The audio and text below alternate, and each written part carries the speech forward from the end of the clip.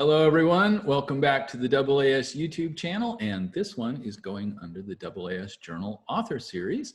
And I am super happy to have Patryk Sofia Lykawka with us today. Hi, Patryk. Hi. Where are you at? I'm in Osaka, in Japan. Oh, Japan. Awesome. So we're summertime there. How's the weather in Osaka? It's getting hot and humid. Humid. Okay. Yes, yes. I forget my geography a little bit. How close is Osaka to the ocean? It's not that much, maybe 100 kilometers or something like that. Okay. It's still, you're on an island around a large body of water, so you know. Yeah. So how is the pandemic situation in Osaka? Well, now the situation is supposed to be controlled. Okay. So we don't have any strict restrictions and the like, but nevertheless, we have to do lectures and meetings, everything online. Yeah. Yeah. As precaution. Yeah, let's see, I start up in August 20th for the next semester, and pretty much going to be online. Same here. So what do you like to do for research, Patryk? I'm working with theoretical theory and dynamical simulations of small bodies in the solar system. Oh, okay. So my research is basically from asteroids to Kuiper objects, but more recently I'm interested in terrestrial planet formation. Hey, I saw that you had an asteroid named after you, right? Yes, that's true. That is awesome. So cool. That's so cool. I don't have one, so I'm named after you. That's pretty awesome. Okay, and with that, we will talk about this lovely paper. And this lovely paper is Constraining the Formation of the 4 Terrestrial Planets in the Solar System. And Patryk, take us away. Okay. Well, the formation of the 4 terrestrial planets, it's one of the oldest and very basic question in planetary sciences. And we may think that, well, right now we can explain everything. So we just lots of small bodies collide, and then we have the Earth and the other planets form. Maybe that we may take this for granted, but when you start looking the details and the constraints we have to explain, it turns out that that story is not that easy. So in this paper, one of the main goals was to investigate how could we reproduce the orbits and the masses of all the 4 terrestrial planets? Because up to now, in the previous literature, many studies focus on forming our planet, or maybe Mars, but not the 4 planets at the same time: Mercury, Venus, Earth, and Mars. So this was the main focus of this paper, trying to reproduce the orbits and masses of all 4 planets. All 4 planets, yes. Cool. So yes. So to address this issue, we performed several antibody simulations. Okay. So we basically we try to recreate the initial conditions of the early solar system before the planets formed. So we put several objects lay in a protoplanetary disk, okay, in a way to represent the early solar system. And then we just evolved with computer simulations for 400 million years to see how the planets formed. And then later we compared to the observational constraints to see how the models went good or bad in reproducing the orbits and masses of the planets. What n-body integrator do you use? I use Mercury. Okay. Yes. 100 million years? 400 million years. 400 million years. Okay. Yes. Okay. I'll ask questions about that as we go on, but go ahead. Oh, okay. And later on, I will explain in the paper, but we also we created a classification system to properly identify planets analogous to each of the 4 terrestrial planets. Okay. So in a way to properly identify each of the planets and then extract properties from each of them. So in this sense, we identified several planet analogs. And when we identified, let's say, more than 3 planet analogs in the same system, we call this analog system. Okay. Okay. Mm-hmm. And but later on, as we will show, actually, out of 540 simulations, we formed only 17 systems that simultaneously contain analogs of the 4 terrestrial planets. Okay. Okay. And later, we also compared these results with some typical outcomes of leading models of the early solar system just before planet formation. And we found some, well, this is not so usual, not so uncommon, but we found some problems, some inconsistencies that we later explore in the paper, and I will explain more detail. But basically, for example, Mercury and Mars, it's not so easy to form them. Sometimes they have orbits too dynamically cold, which means eccentricity and inclinations too small compared to the observed ones. Right. And they seem to form too close to Venus and Earth as well. Okay. And we also had problems in reproducing the small mass of Mercury and Mars. So, and the problems don't stop there. We also found that the moon forming impact, which is, it's believed to be the leading model to explain the moon, also occurred too early in the simulations. The system is forming the simulations. Okay. And so on. So lots of constraints in the inner solar system were not really satisfied in the model. And so in short, we found that although we could not explain, even testing several different properties for the disks in the early solar system, although we didn't reproduce the masses and orbits of the 4 terrestrial planets consistently, we found some clues to, let's say, for the disk that should have some properties to properly explain the planets, and which I list as mass concentrated in narrow core regions, just around the region where Venus and Earth are located now, from about 0.7 to 1.2 AU, astronomical units. Stop there. Yep. Okay. And the second point was that probably the early solar system contained what I call the inner region component, just at about from about 0.3 astronomical units to 0.7, and on the same token also a less massive component beyond about 1.2 AU. So in short, we probably the ancient protoplanet disk contained a mass concentrated in a narrow region, but also some mass depleted regions outside of it, right? Both inwards and outwards. And also we found that what I call embryos are just lunar or Mars like massive bodies that supposedly formed in the early solar system before terrestrial planets formed. So we found that instead of small bodies like planetesimals, let's say kilometer-sized planetesimals, the protoplanet disk contained more mass in embryos, more massive objects. And finally, the last property was that at that time, Jupiter and Saturn probably already had eccentric orbits, perhaps similar to the current orbits. Okay, that's a graph of the main results abstract. Cool.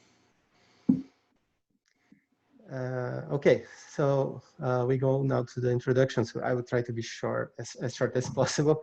So okay, basically, to form the 4 terrestrial planets is a very important question, which has a lot of consequence for our planet, the moon, the asteroid belt, and also the orbital architecture of the giant planets, and so on. So it's very important to understand how to reproduce the planets.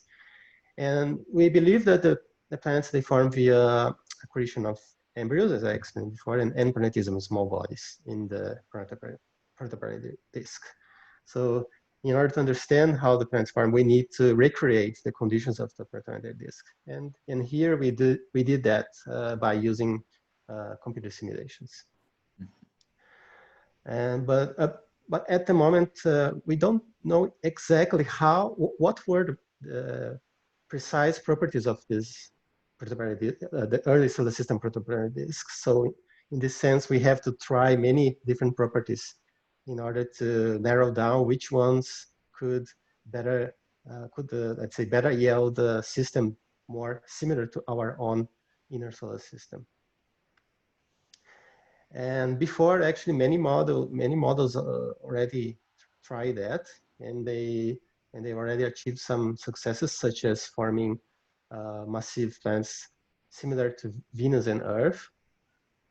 But even though there are some problems remaining, which is, for example, how to reproduce the dynamically cold, which means small eccentric inclinations orbits of Venus and Earth.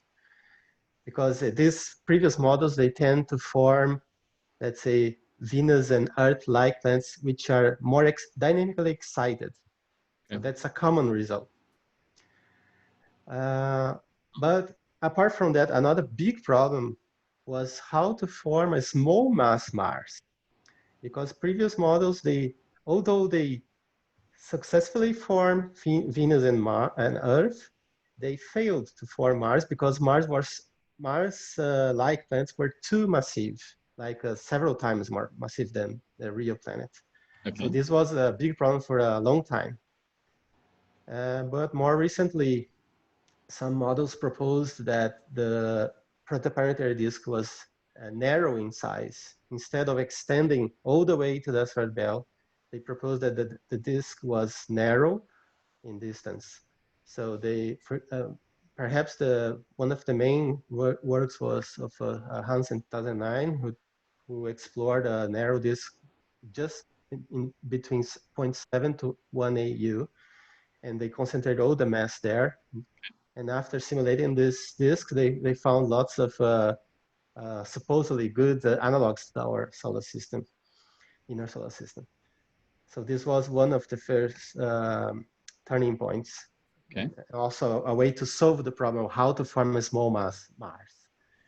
And the other point was that some of these previous models, they also showed that probably Jupiter and Saturn, if they had already some eccentric orbits at the beginning, just before terrestrial planet formation, this would also improve the results of in the simulations.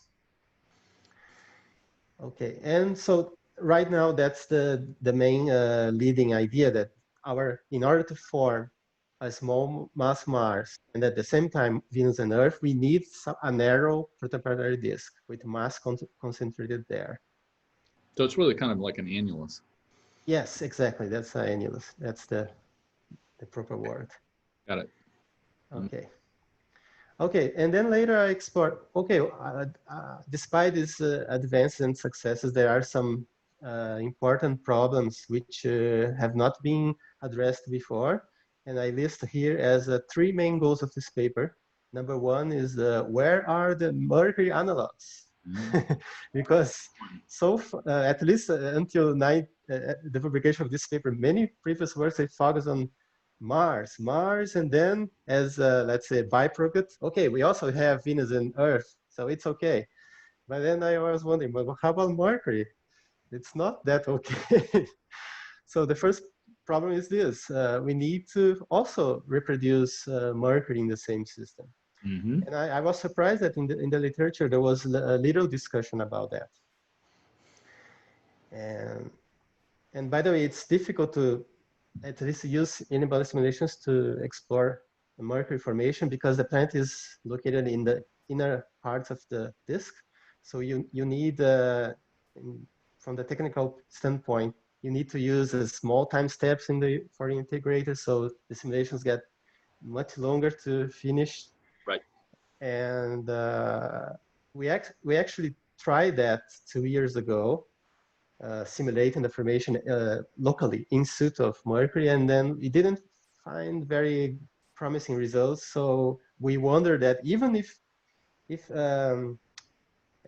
trying to make more complex disks, like let's say simulating inner components near Mercury's orbit, we found that it was not that easy to explain Mercury in the end. Okay. So after that, well, in our work in 2007, we found actually a few Mercury analogs, which, as I defined before, as planets with similar mass and orbit to the real one. But they were not really good in our let's say standard. So for example, as is listed later in the paper, the orbit, we found 9 Mercury analogs in the previous work, but they had orbits like CMJX 0.3 AU, which is sunwards compared to the real one. The median mass was at least around 4 times the real mass of Mercury, so it's somewhat too massive. Even we tried the inner region with 0.2 to 0.5 AU, and it seems it didn't work at least not as expected. Okay. And I think this was this previous work was one of the first to discuss in more detail how to reproduce Mercury's orbit and mass at the same time. Later on, there was a more recent work in 2019 by another researcher, and they found 16 Merc analogs. But again,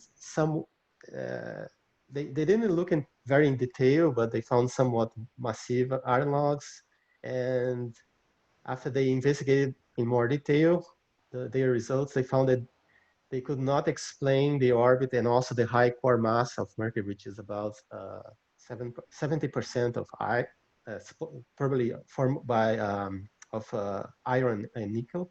Yes. So even if they use more sophisticated simulations, for example, including fragmentation of the small objects, they could not explain the orbit and the mass of Mercury, neither the Mercury and Venus orbital separation, it's another issue that I will comment later.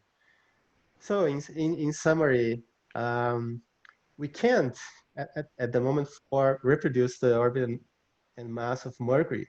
It seems to be a few years ago, the small mass of Mars was the big problem.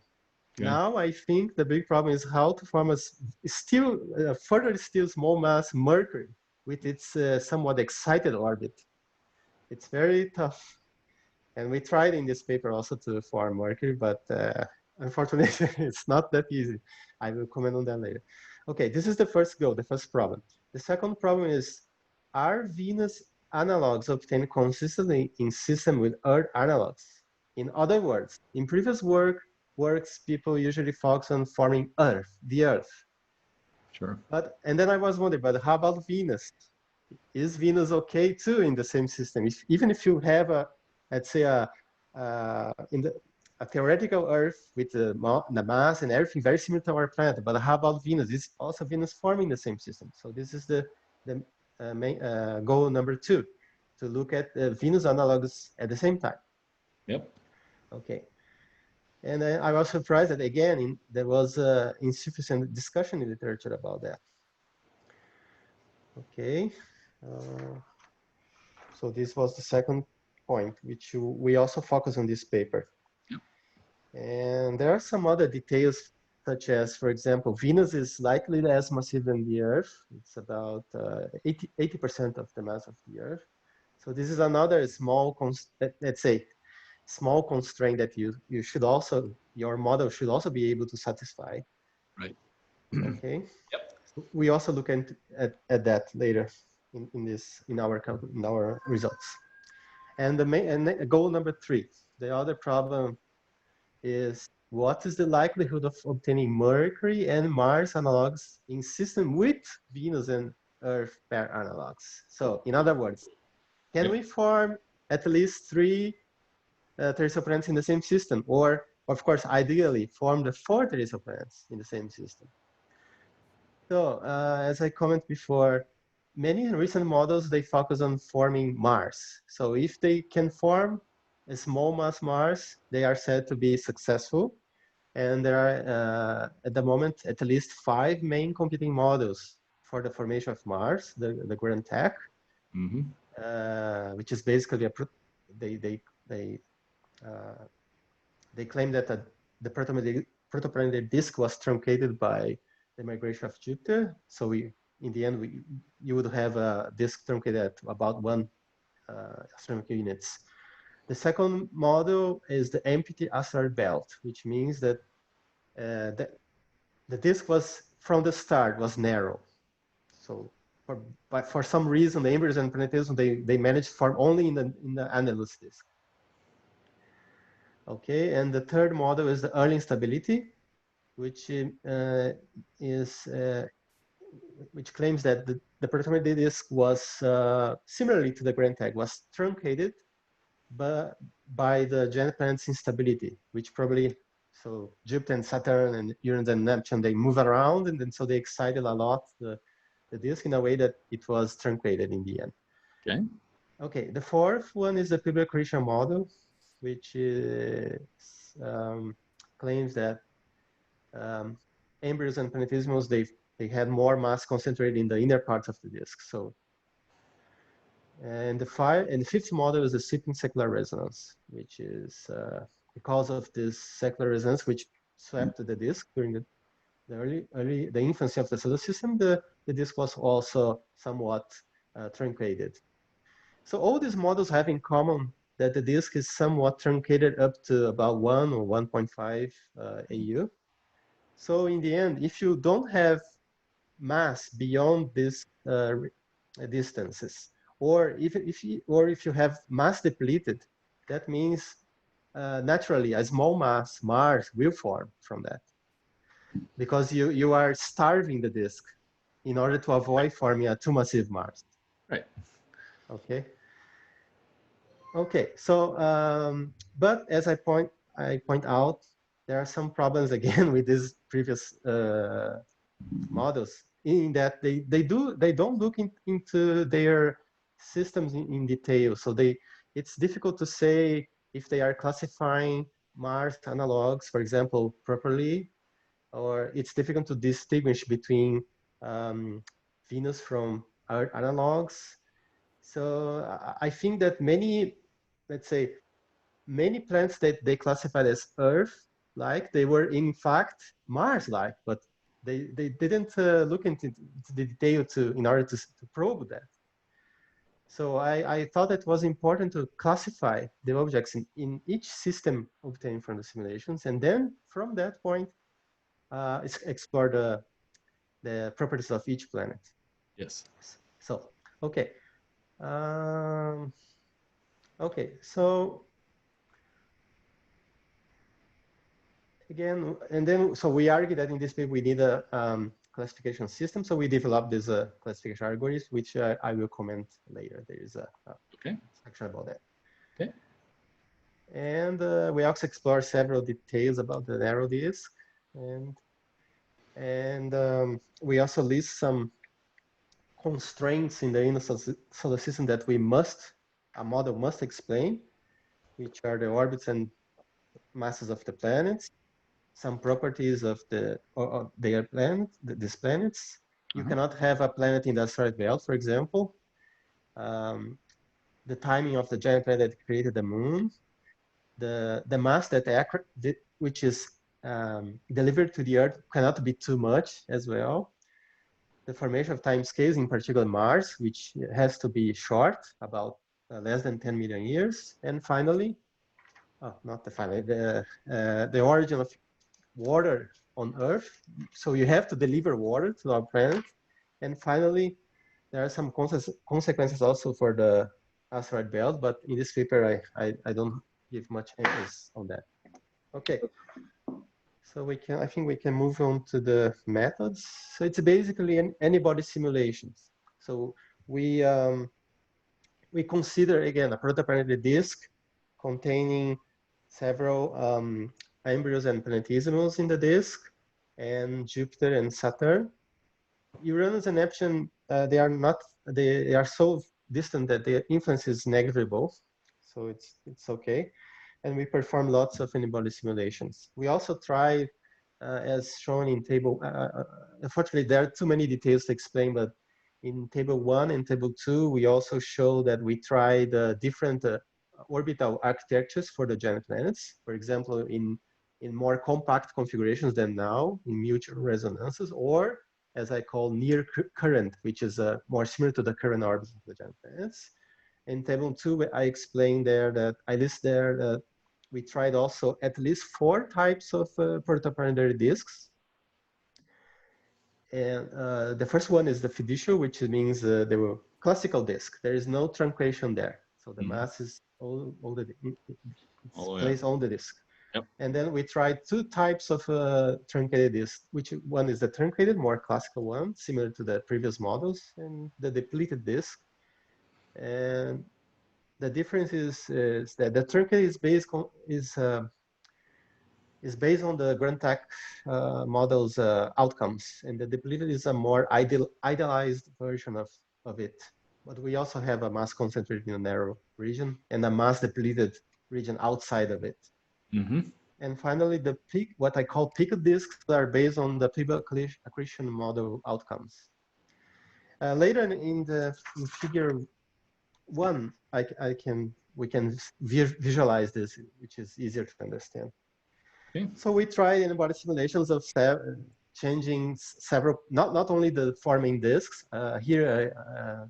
Okay, this plot shows basically the distance and the distribution of mass for each of the disks tested. So we can see, for example, that from 0.7 to 1 AU, there's mass concentration, and beyond that, there's some mass depletion. Right. And below, there are 2 figures which shows the peaked disks. So the embryos, they have some dependence on distance. The mass that has some depends on distance, but it also lacks some mass beyond the in the Mars region in order to form a small mass there. And again, we tried not only the disk, but we also varied the distribution of mass in embryos to planetesimals. We tried some different variations there. We also tried different orbital architectures for the giant planets for each of these disks, and so on. We tried many things, let's say, in summary. Okay, so, okay, I think we can move on. Okay. Okay, and we evolved all these systems until 400 million years, which is enough to form the terrestrial planets. And does one worry about the system going chaotic on that kind of time scale? Well, it's possible that some system may get chaotic. Yes, it's possible. They may still be dynamically evolving even after 400 million years. It's not common, but it's it might be rare, but it happens. Yes. Okay. So we also developed a new classification system. So we classify properly each of the analogs, the planets formed from the simulations. We can compare directly with the observed ones. Okay, and then I think we can move to the main results and implications. So basically, we found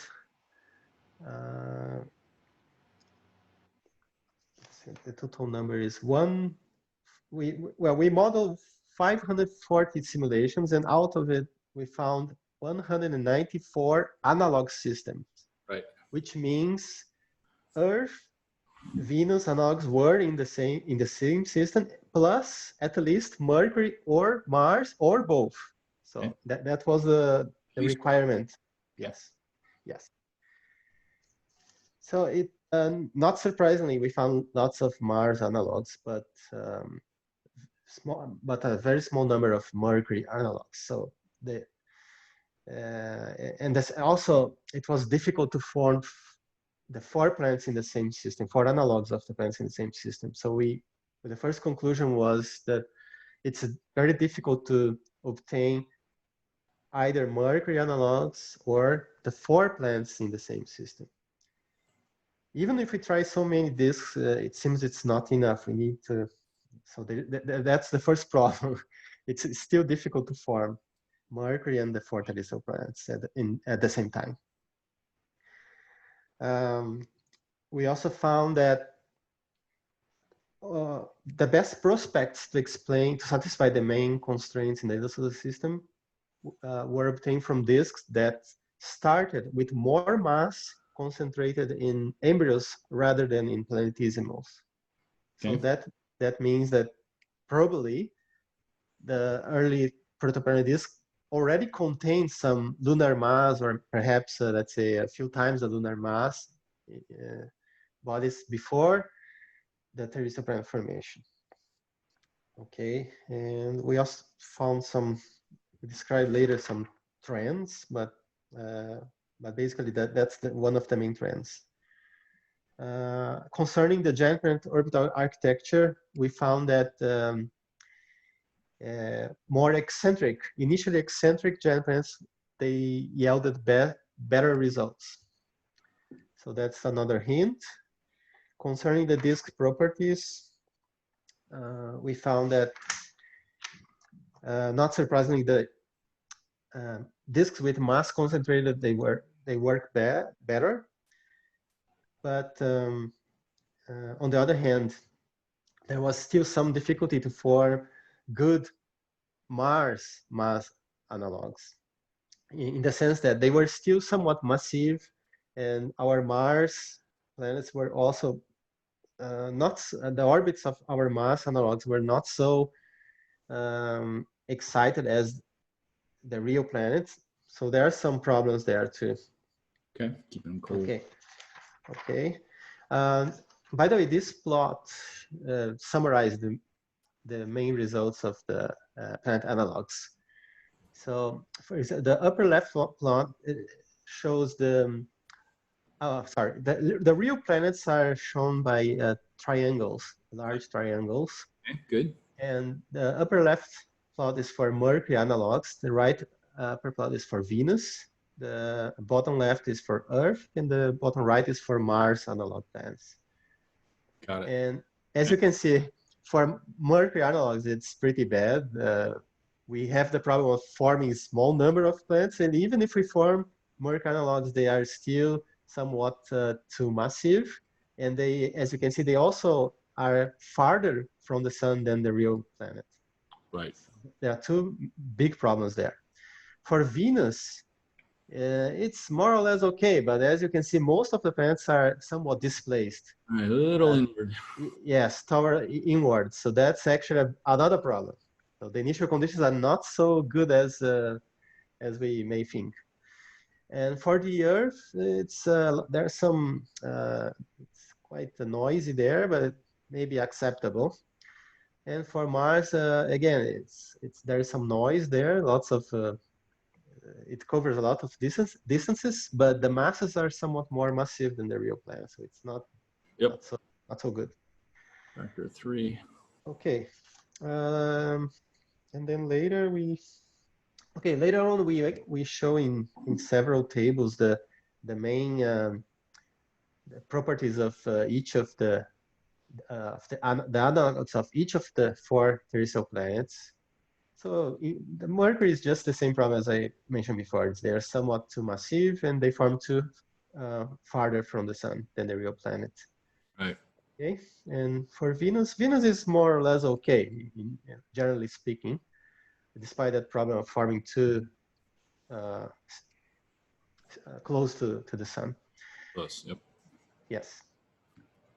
Okay, and the next table is for the Earth analogs. The Earth analogs, apparently they look okay, but there's some problems. For example, the WMF is the water mass fraction.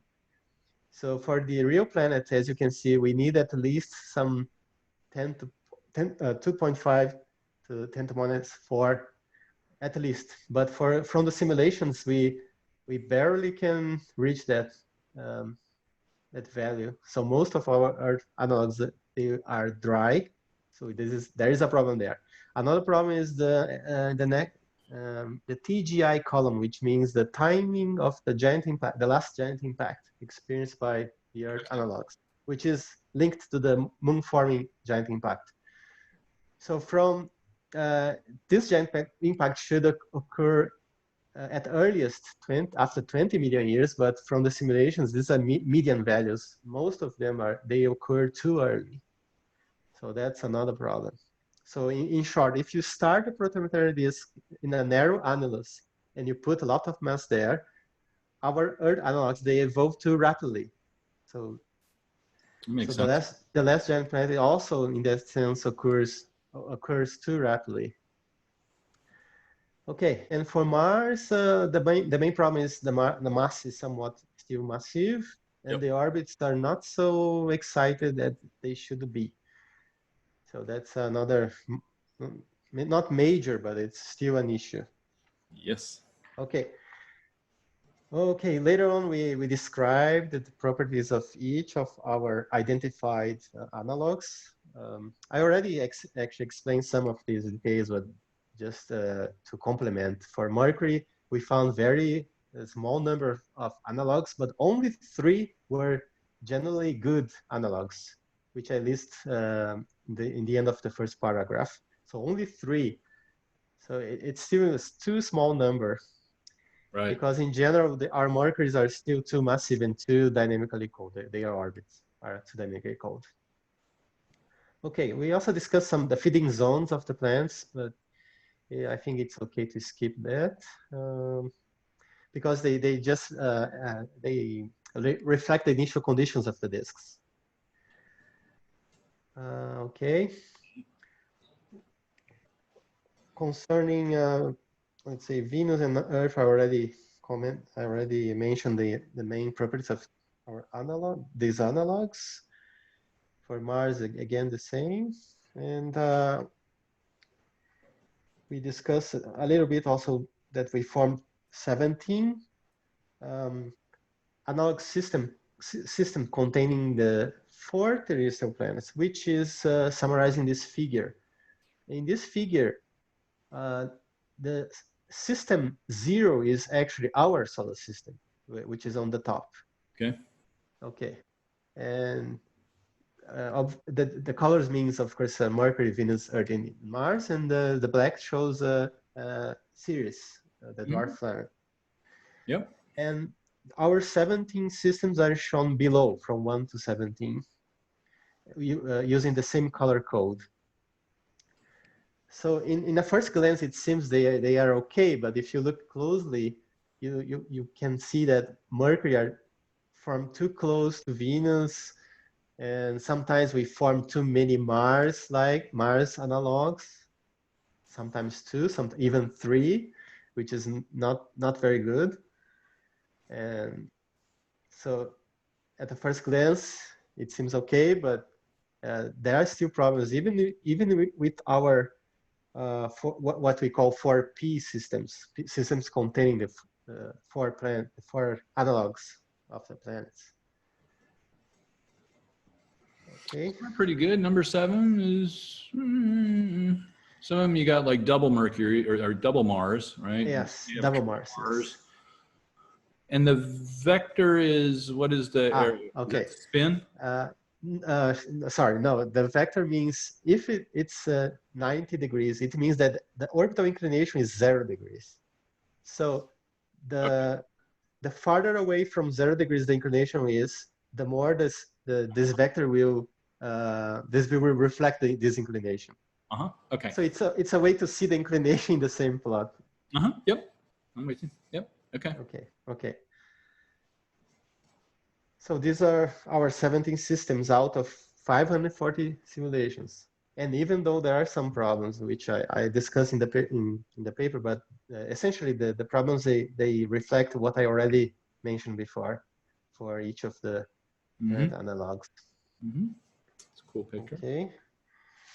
And then, okay, we move on to the discussion. The discussion is just covers how our disks, because we tested 4 types of disks, we discuss here how our disks, they could or could not satisfy each of the main constraints in the inner solar system. So just to summarize, for A, which is basically orbits and masses of the planets, we found that only Venus and Earth, they can reproduce, but still there are some problems, like they are mutual orbital separation and mass ratios, which are not so good. Right. It's also difficult to obtain low mass Mars on excited orbits. And it's also rare to obtain Mercury analogs.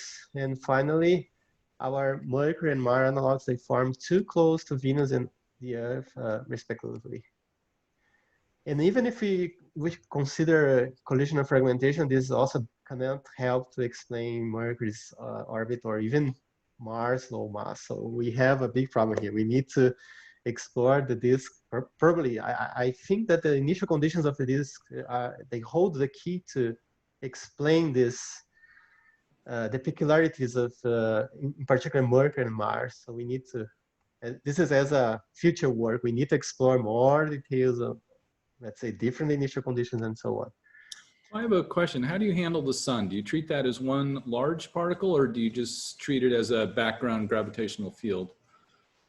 It's a point-like massive object. Which is in the calculation? Yes. Okay. Sorry, not a point-like. It has also some radius. So it's a massive object. Yeah. It's treated consistently. Okay.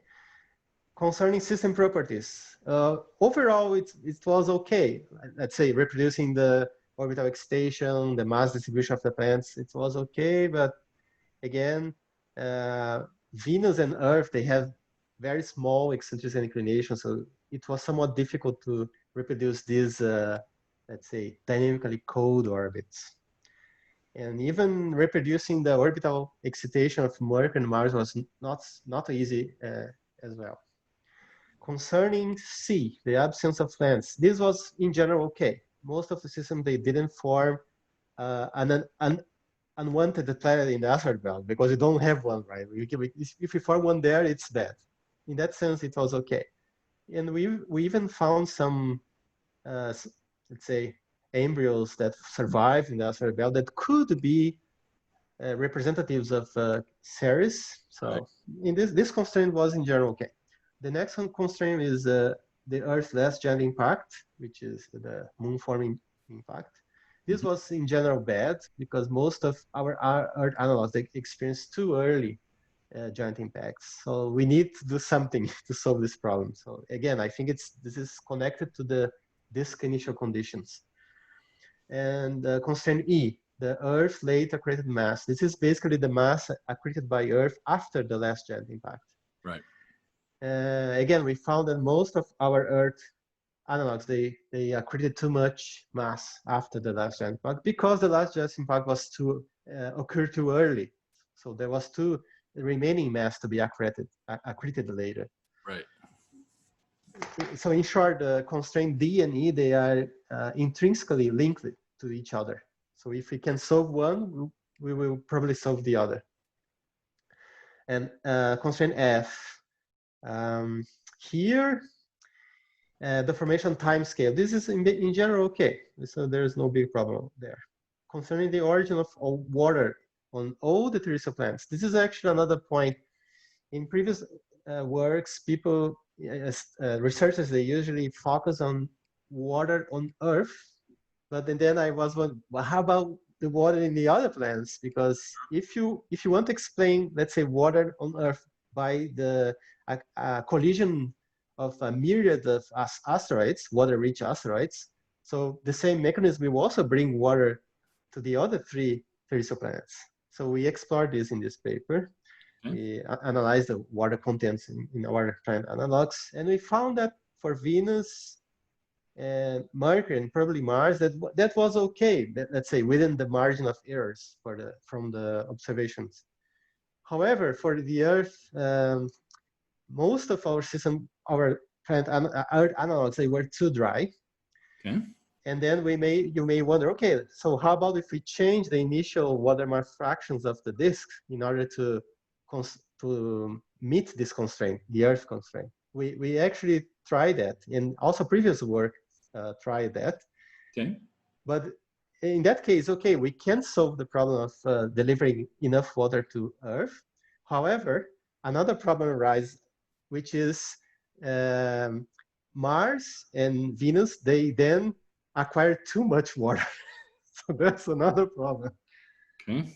So I believe that we need to revisit the origin of water on Earth in, let's say, in this, from the standpoint of the four terrestrial planets, not only the Earth. So when you do these calculations, do you assign each particle a certain water fraction? Yes, yes. Got it. Okay. Yes. In the initial conditions. Yes, I'm with you. Yes. Okay. Yes.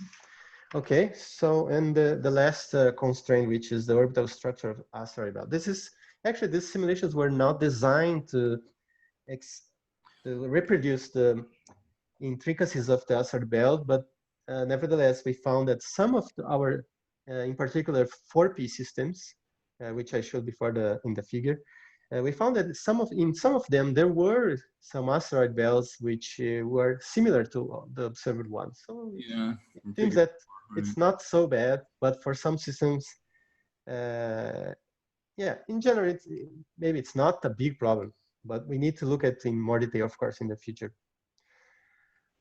Okay, and then later we discussed the order of Mercury and Mars based on this, on the properties of the analogs, and also on these results concerning the constraints in the inner solar system. And just to summarize, we found that for Mercury, it seems we need some inner component in the protemporary disk. So we need some mass, let's say, located near the current orbit of Mercury. Somewhat, we need some initial mass there. If we just use a narrow disk, with mass concentrated, let's say, between 0.7 AU to 1 AU, which are the orbits of Venus and Earth. If we just use such kind of disks, we cannot form Mercury. That was one of the conclusions.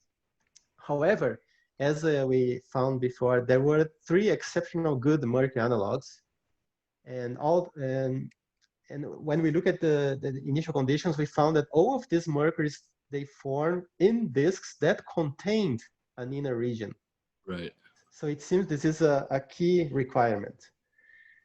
Concerning Mars, we found that, of course, not surprisingly, if you starve the disk beyond about 1.2 AU or so, you can form Mars with small mass easily, relatively easily.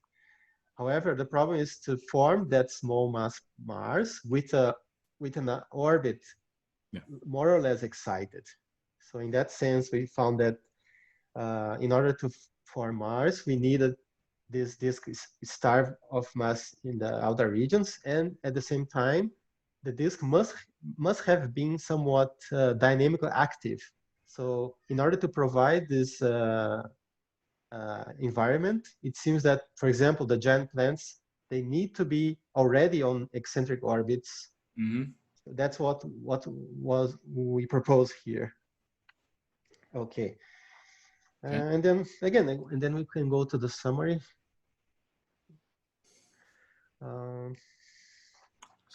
Okay, it's basically the main results. As we did lots of simulations, we test many types of disks, and we also change some properties of these disks. And I think we can move to the main results below, which are okay. Although just a little bit upward, please. We found, okay, as I explained before, we found several system analogs, but Mercury analogs were very few. I already mentioned the problems which we found before concerning the different analogs, and just in short, we cannot explain the four terrestrial planets consistently. However, we found some prospects that if we take into account in future studies, in particular for the initial conditions, they may be able to provide better results, which I summarize in from number 1 to number 5. So basically, we need a mass concentrated in a narrow region, but it seems that we also need an inner region out and also an outer region outside in order to provide better better results, in particular for Mercury and Mars. Yes. Yes, and probably the disk contain more mass in members than planetesimals. And finally, again, when terrestrial planet started, probably Jupiter and Saturn and the other giant planets, they already had eccentric orbits, probably maybe similar to the current ones. And these are the main results. Cool. The summary of the results. That's nice. Very good. So I think you you gave several hints there as to where the field may go over the next couple of years, or the kinds of calculations you might do over the next couple of years. So you wanna give it a future look, and where do we head from here? Okay, I think the key question is we need to explore more details for this protoplanetary disks, or in other words, we need to explore more the initial conditions in more detail, because the standard conditions, just like, okay, let's put all the mass in the analogous disk and wait for the planets to form, that doesn't work anymore, I think. So we need to explore more detailed, more complex initial conditions. I think that's the key. Better understand. Does one worry about dialing in the initial conditions such that you get the result, the desired result? In other words, twisting the initial conditions such that you get what you want. Yes, yes. Does that make those initial conditions real? That's a good question. It might, of course, ideally, the best is to fine-tune the initial conditions in a way that it's consistent with planetesimal and giant planet formation models. Yes. Right. Of course, that's the ideal, and that's what we tried here. On the other hand, if we can also at the same time, let's say, try a new initial condition, which completely new initial condition, maybe perhaps artificially. Okay, let's put this initial condition in order to form the best plants, let's say, the best analogs. If we are successful in, let's say, reproducing the four terrestrial planets, we may argue that, okay, we have now optimal initial conditions. Now it's the turn to the other people, let's say, the planetesimal and giant planet formation models in order to reproduce these conditions. So that's the other way around. Yeah, right. I can say, okay, these are excellent optimal conditions. So let's try to let's say investigate if planetesimal formation models are able to produce them. By the way, this was what happened before for the analogous disks, because there was little evidence that the protoplanetary disk could be narrow from 0.7 to 1 AU when was proposed about 11 years ago. So when that's Hansen 2009 paper, they proposed, okay, this is a narrow disk here. Maybe for some reason the planetesimals, they, let's say, migrated and they concentrated and they formed the disk was concentrated there, but there was no, at that time, there was no strong, I think, strong background to back up those initial conditions. Right. There was, of course, there's some hints but that was not the common sense. And then based on that paper, later on, for example, the Grand TAC model, which is one of the leading models, then based on let's try to reproduce those conditions. And then they proposed the idea, for example, of Jupiter moving inwards and then later outwards. So in a sense, sometimes when we propose a new type of initial conditions, this may, let's say, cause a cascade of new research in order to explore and then, let's say, confirm or not. those conditions, if they are realistic or not. Right. It's symbiotic, right? So it's cool. Yes. Good. It's very good. Awesome. Patryk, I want to thank you so much for taking the time today and sharing your lovely creation of the 4 terrestrial planets. Not just 1, not just 2, but all. Yes. Thank you. Thank you for having me. So much. Oh, you're so welcome. And thank you everyone for listening in, and we'll see you on the next one. Bye-bye. Bye.